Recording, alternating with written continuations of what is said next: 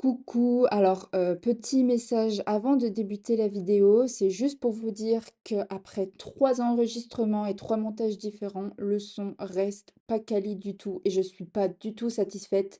Et si moi je ne suis pas satisfaite, je pense que vous non plus. Et j'ai préféré vous prévenir et être honnête pour éviter que vous subissiez en fait le mauvais son et vous le dire à la fin de la vidéo. Donc voilà, c'est à votre guise. Si vous voulez quand même regarder la vidéo, le sujet reste quand même intéressant. Et voilà, en fait, enfin, de toute façon, c'est moi qui me plains, hein, vous me connaissez, donc voili voilou, je vous souhaite quand même une bonne vidéo. 銀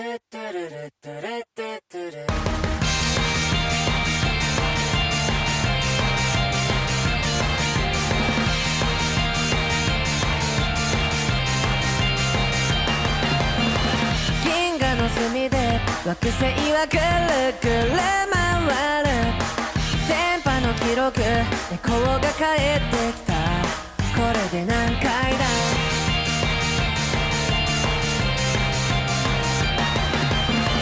遠くの空で分かってるのにあなたに会いたいなって気持ちがループループする頭がどうにかなりそうだそれ以外交わせない今すぐ会いたいなって来る日もループループするこの周回軌道上にあなたがいなくても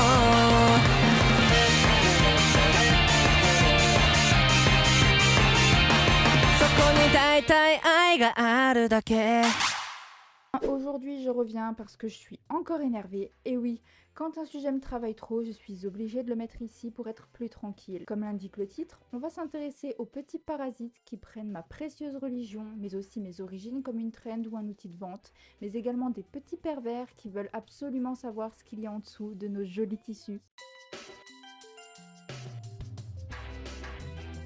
Oh là là les filles, j'ai été dans une boutique de abaya et de voiles à la Guillotière, du coup je vais vous faire un haul de toutes les tenues que je vais mettre pour faire l'Aïd avec mon copain algérien musulman.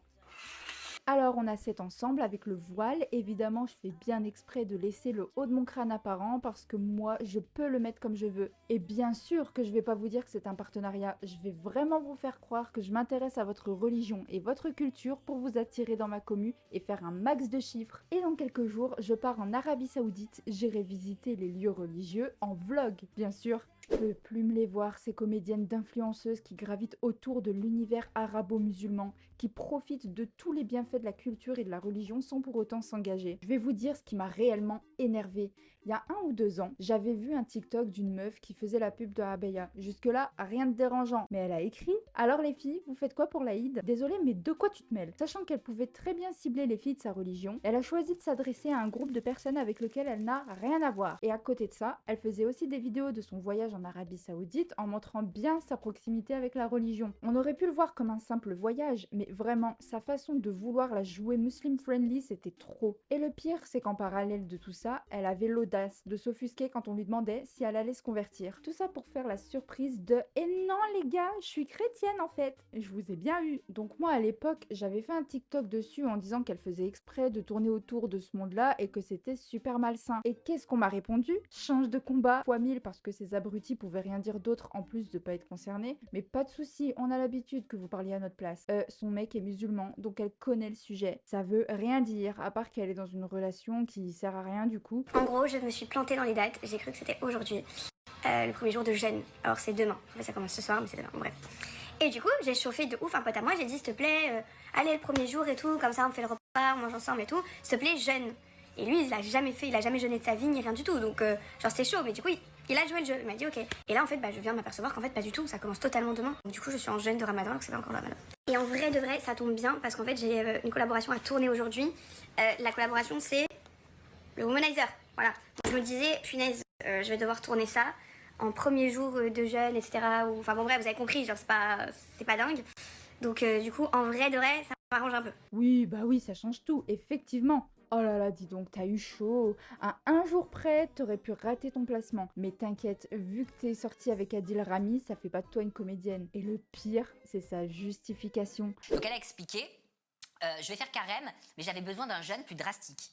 J'ai un attrait particulier pour l'islam, même si je ne compte pas me convertir, je sais, c'est bizarre. Bref, du coup, j'ai toujours jeûné les premiers jours. Seulement là, j'ai décidé d'en parler et parallèlement, j'ai mes collabs qui continuent, donc je ne peux pas arrêter des contrats sous prétexte que j'ai décidé de parler de mon jeûne.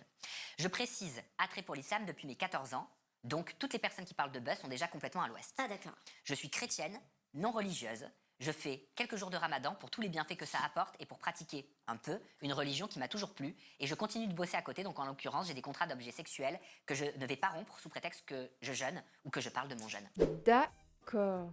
Est-ce que vous croyez que dans l'islam, il y a une version d'essai d'un mois? Je rigole même pas quand je demande ça, parce que tu peux pas avoir une religion de base et l'alterner avec la pratique d'une autre religion, ce n'est pas possible. C'est pas le buffet à volonté où tu prends un petit peu de ça, un peu de ça aussi, parce que ça a l'air sympa. On pratique pas une religion parce qu'on l'aime bien, on la pratique parce qu'elle nous apporte le bien qu'on n'a jamais trouvé ailleurs, et surtout parce que c'est une obligation. Et bien sûr, sachez que mon discours ne vise pas ceux qui veulent se convertir, seulement ceux qui ne sont pas musulmans, qui savent très bien qu'au fond d'eux, ils ne vont jamais se convertir, mais qui en tirent tous les bénéfices. D'ailleurs, les marques qui nous ciblent, nous, mais qui font des partenariats avec ce genre de personnes, vous aussi, vous êtes coupables. Alors, j'autorise personne à me contredire là-dessus, mais je soupçonne du fétichisme. Bizarrement, leurs mecs sont rebeux musulmans, et le seul biais par lequel elles ont pu passer pour se rapprocher d'eux, c'est la religion. Et le pire du pire pour moi, c'est pur Human Soul. Cette meuf bosse sur des plateformes privées et fait sa com via son compte Instagram. Ça, vous voyez, je m'en fous. Elle bosse dans ce qu'elle veut, avec qui elle veut, c'est son dos. Mais si ton outil de travail principal, c'est la fornication,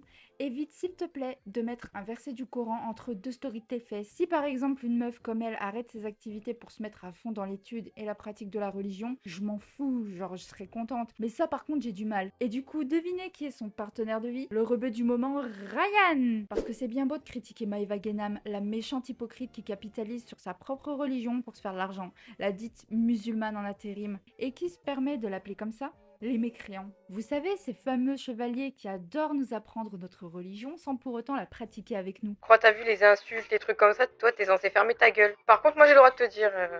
Enfin, j'ai le droit de t'insulter. Et si je parle de Maëva, c'est parce qu'elle est l'archétype de la maghrébine musulmane qui doit toujours se tenir droite quoi qu'elle fasse. Le genre de meuf sur qui on détient tout le passé sulfureux pour se convaincre qu'elle ne changera jamais et ainsi balayer nos propres péchés sous le tapis. D'ailleurs, que vous le vouliez ou non, cette meuf est sincère dans ses démarches et ça se voit à des kilomètres qu'elle a changé. Alors arrêtez vos vieilles calomnies et dire qu'elle capitalise sur son voyage à la Mecque, c'est super grave. Et ça veut juste dire que vous estimez la valeur d'un pèlerinage à de la simple comédie. Bref, parenthèse fermée, on passe au point suivant. Pas encore. Je suis plus respectable qu'une voilée. Waouh. T'es plus respectable qu'une voilée, t'as dit. Ouais.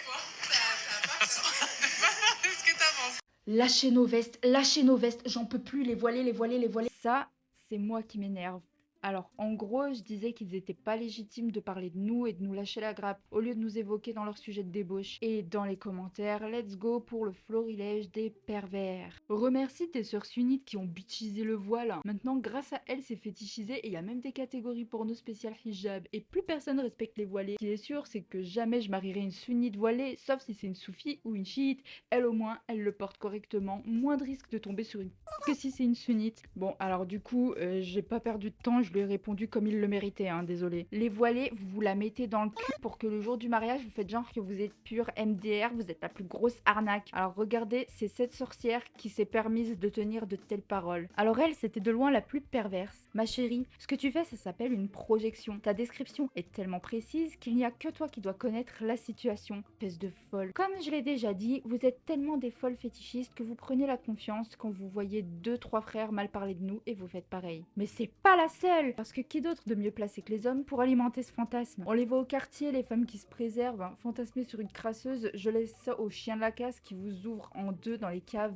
du Mirail. Je sais même pas ce que c'est le Mirail, bref. Tu parles de voile alors que tu te fais soulever le s'il te plaît, arrête! Bah ouais, vous savez pourquoi les hommes forcent avec leur vieille laïcité? C'est parce qu'ils veulent nous mater. Ils détestent notre pudeur et surtout le fait de ne pas avoir accès à notre intimité. Ça les rend malades de pas pouvoir regarder les petites beurrettes. On trouvait plutôt les filles plutôt sexy, vous vous rappelez, les beurettes et tout. Ils peuvent pas supporter qu'on choisisse de se cacher de leur regard, parce qu'ils partent du principe qu'une femme qui ne se cache pas le fait pour eux, alors que rien à voir. Et comme ils prennent la mort parce que tout leur est dû, Ils usent de leur arme fatale, la laïcité de merde. Et on se retrouve maintenant à l'entrée de nos écoles à enlever nos voiles sous les regards satisfaits de ces gros porcs qui prennent ça pour de l'obéissance et de la soumission. Je ne leur pardonnerai jamais. Et vous savez à qui d'autre je peux pas pardonner? Aux fausses voilées qui s'inventent un personnage de femme pudique pour vendre leur merde sur des plateformes. Celles qui se font passer pour nous en cachant leur visage et nous donnent une image de folle. Aux apostats qui s'en foutent tellement de l'islam qu'ils basent leur contenu autour de ça. Vraiment, vous avez aucun honneur pour vous donner en spectacle devant des gens qui vous appellent bouilloule dans votre dos. Et regardez, fille algérienne, ex-musulmane, regardez, je suis libre, je peux venir boire des canons avec vous. Honte à vous. Et vous savez qui est la championne dans le domaine de la beurretterie? Zaya. Ouais, on parle de la meuf qui veut absolument se donner un air sophistiqué en parlant lentement, même si elle dit n'importe quoi. On parle de la meuf qui se sexualise pour soi-disant être une femme libre, en faisant croire que c'est normal chez nous. Se voile de plus en plus.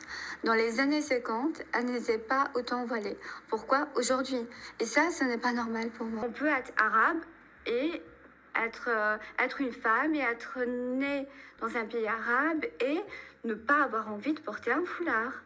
Et pouvoir se promener avec la tenue qu'on souhaite dans son pays natal. Elle se vend comme l'instrument parfait pour la France, en voulant absolument montrer qu'on peut être maghrébine, grandir dans la culture et la religion, mais sans les suivre pour autant. C'est à cause d'elle qu'on vient nous dire « Bah tu vois, toi aussi tu peux l'enlever. Tu vois, on peut très bien pratiquer sa religion sans porter le voile. » Bref, elle est ridicule. Autre personne à qui je peux pas pardonner, c'est ce mec. Un ancien converti qui m'a saoulé avec ses blagues de beauf, ses sous-entendus bizarres, et qui me dit cache que les meufs qui veulent se repentir, c'était des putes avant, et que vouloir se repentir ne remet pas les compteurs à zéro. Ça, c'est le discours du mec qui a tellement honte de sa baisse de foi qu'il va entraîner les autres dans sa chute tout en nourrissant le fantasme. Voilà les amis, c'était le volume 2 sur le sujet. Maintenant, je pense que j'en ai assez dit et j'en reparlerai plus. Kaboom!